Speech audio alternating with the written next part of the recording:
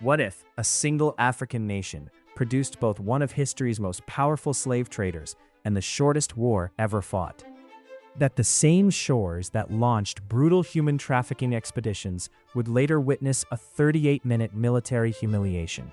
Tanzania is where paradise and horror have danced together for centuries. Picture this: Mount Kilimanjaro piercing African skies at 19,341 feet. The endless Serengeti plains teeming with millions of wildebeest. And the spice-scented shores of Zanzibar, where dhows have sailed for 1,000 years. But beneath this postcard perfection lies a story soaked in blood, ambition, and historical plot twists. Our tale begins in the mists of Cree history, when hunter-gatherers first claimed these lands some 20,000 years ago. For millennia, they had the neighborhood to themselves, hunting, gathering, doing their prehistoric thing. But around 2,000 years ago, everything changed. Waves of Bantu-speaking farmers swept down from West Africa, bringing iron tools, new languages, and a demographic tsunami. Today, over 120 different ethnic groups call Tanzania home. Imagine trying to organize that family reunion. While the interior developed its complex tapestry of tribes, the coast was cooking up something entirely different. The Swahili people, descendants of those Bantu migrants, created a sophisticated coastal civilization. By the 10th century, Persian merchants were showing up with boats full of goods and heads full of ambition.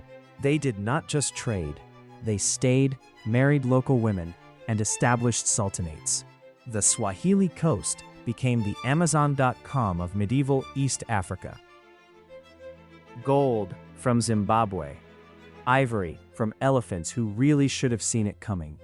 And increasingly, human beings. The Arabs turned this trade into an industry, with ships laden with enslaved Africans sailing to Arabia, Persia, and India.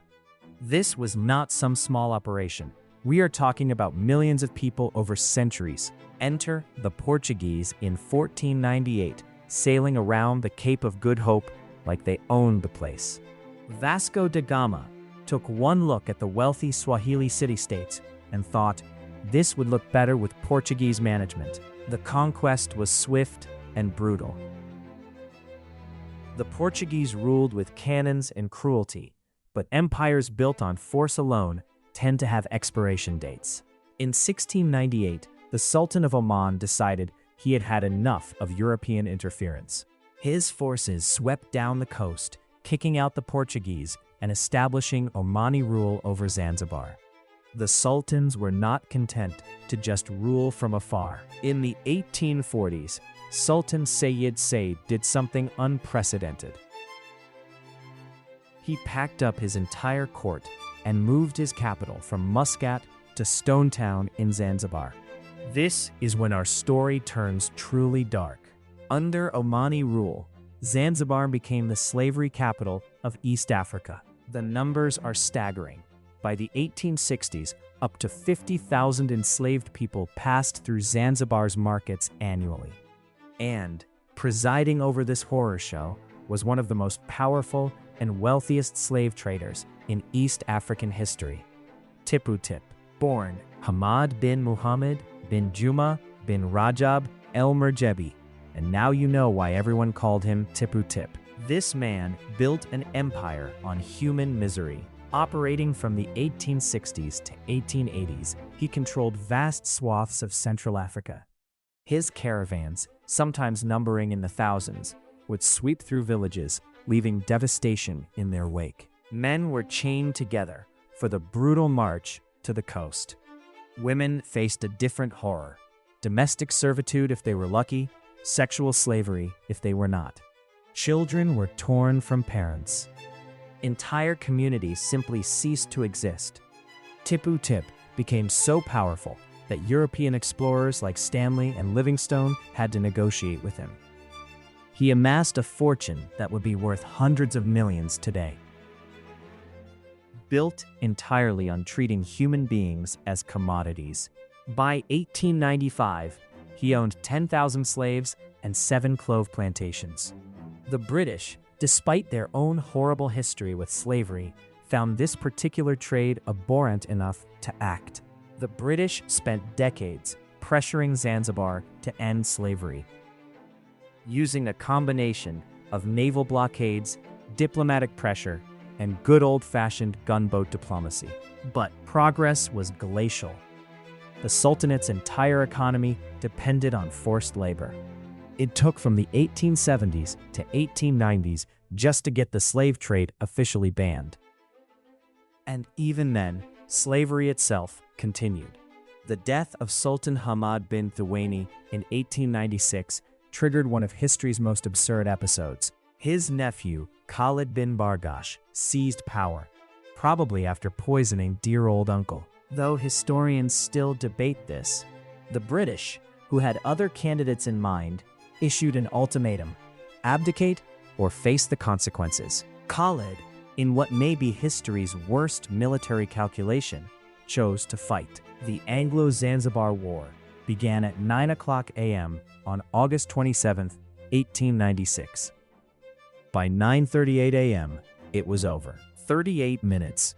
The British bombardment killed around 500 Zanzibaris while suffering one injured sailor. Khalid fled to the German consulate. His palace was rubble, and Zanzibar became a British protectorate. So ended the shortest war in recorded history. Though for the enslaved, their war for freedom would continue for another decade. Meanwhile, on the mainland, the Germans were writing their own brutal chapter. German East Africa, established in the 1880s, brought Teutonic efficiency to colonial exploitation.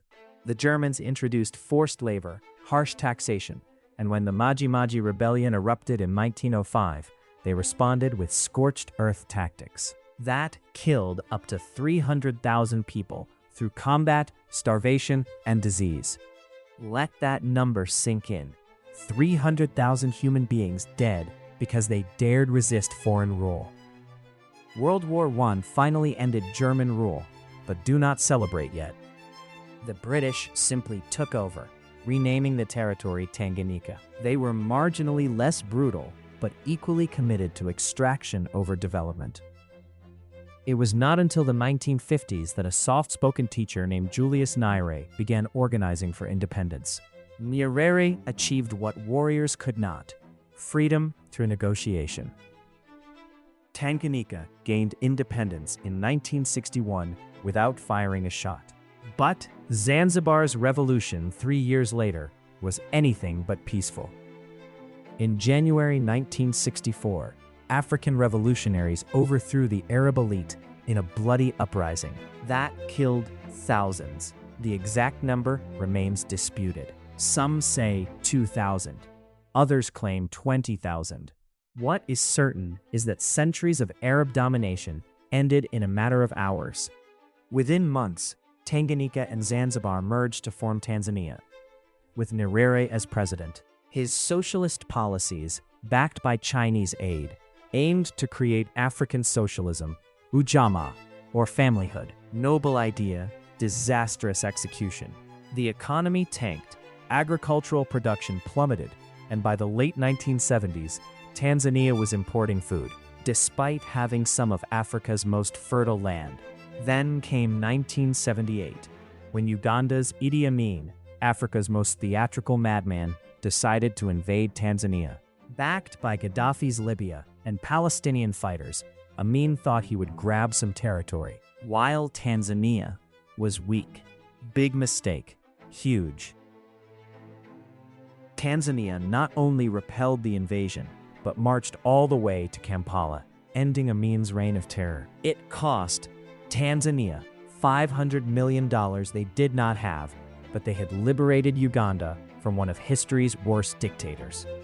Today's Tanzania is a study in contrasts. Tourism brings in $2.5 billion annually, though Serengeti safaris are not cheap. The economy grows at 6 to 7% yearly.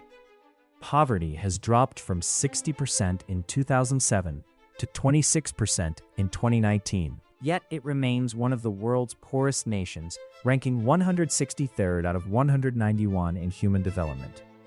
The ghosts of slavery and colonialism still haunt. From economic structures favoring extraction over development to ethnic tensions that occasionally flare. So what is Tanzania's ultimate lesson? Perhaps it is this, that a nation can contain both humanity's worst impulses and its greatest resilience. The same shores that once echoed with the chains of slavery now welcome millions of tourists seeking paradise. The mountain that stood witness to centuries of suffering now inspires climbers to literally reach for the sky. In the end, Tanzania reminds us that history is not about good guys and bad guys. It is about humans in all their complexity, cruelty, and capacity for change. Does knowing this history change how you see those pristine beaches and safari photos? It should.